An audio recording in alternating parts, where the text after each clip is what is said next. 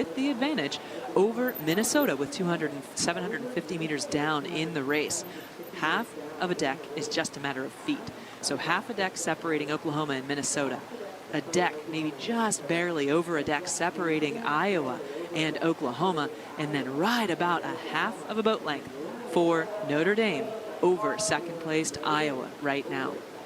Notre Dame sitting there in that inside lane, so on the nearest boat to the spectators if you are here present on site this morning, and they have extended ever so casually their lead. There is no major move that you're noticing out of Notre Dame except that imperceptible inches that seem to be taken every single stroke.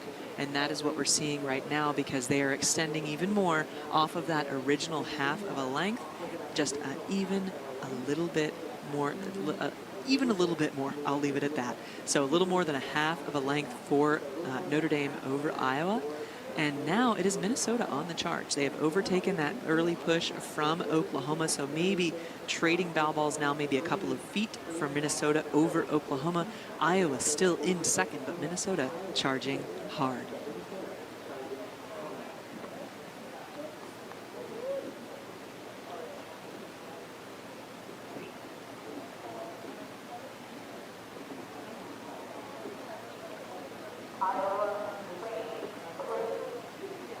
Out on the far side of the course, that is Minnesota looking to charge into Iowa. Iowa taking back, having answered the call there. So now Iowa has about 2 seats from the deck to a few additional seats beyond the deck. So moving into a quarter of a length for Iowa over Minnesota at this point as more and more strokes get taken. 750 meters to go is about to happen for all of these crews if they haven't crossed into it already. That is a critical point in the race, not just crossing over to the 1,000, but once you get past that 750 to go, something psychological happens. Coxswains make their call. There are usually moves made at that point, again, which would be technical and then physical. Bring everybody together first so that no effort is lost. If an athlete individually decides to go at some point, their effort literally gets lost in the crew. It can be for naught. The most important thing is that they come together first, listen for the coxswain's call, or listen for the feel of the boat itself, and make that push together. Make sure everyone is 100% together. Call for that point of collection.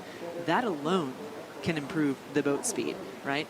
I kind of consider it zipping things up a little bit. That way, everything can be super aligned, super together, because team over all else is what matters here. There are no superstars in this sport. That is just not how this works. Together, no matter what, is what matters. And that's one of the beautiful nuances, stories, metaphors about rowing specifically.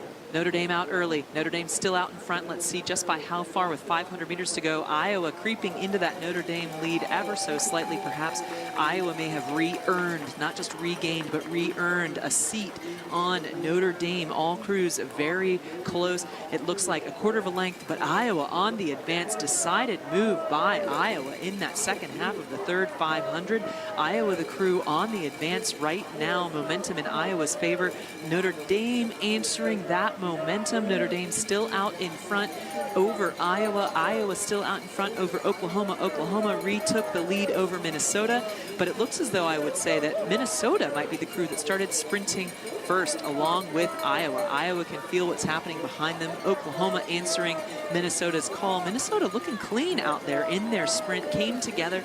Oklahoma certainly wants to answer that, because staying up ahead of them, we saw them fall in the previous race, but if they stay ahead in the second varsity 8, that's a good showing for the trajectory of the program years moving forward. Currently Notre Dame out in front. Iowa charging very, very hard, putting pressure on Notre Dame right now in this second varsity 8 race. The momentum still in Iowa's favor, still enough strokes left to be taken. They are charging.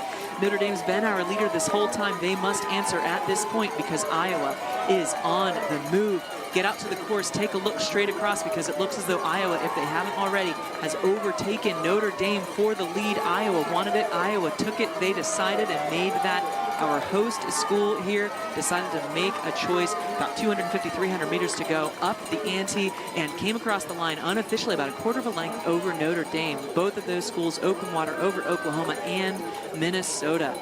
Iowa stayed in there. Notre Dame had as much as just past half of a boat length, a little over a second and a half, probably near 2 seconds of a lead over Iowa. Iowa did not let them go and decided to take a move and started sprinting early, and it paid off. Iowa unofficially across in first over Notre Dame, followed by Oklahoma and Minnesota. Tightest racing we've seen all morning. And we saw the tightest start we've seen all morning. Dead level cruise for the majority of it. We are back up at the start to show you the recap of what we just saw unfold on the water. Very close coming over schools. Several lead changes. Notre Dame took the longest lead. Iowa never let it go, even though they were trailing. Go back and listen to that Coxon's tape and unpack that. That's going to help you, Iowa, because they are certainly whatever happened there in the middle of that race paid off, because they didn't let it go. Even though they were down, they stayed composed, and it paid off in the end when they sprinted and came through Notre Dame. We are back up to the start already, waiting for the start of the next race.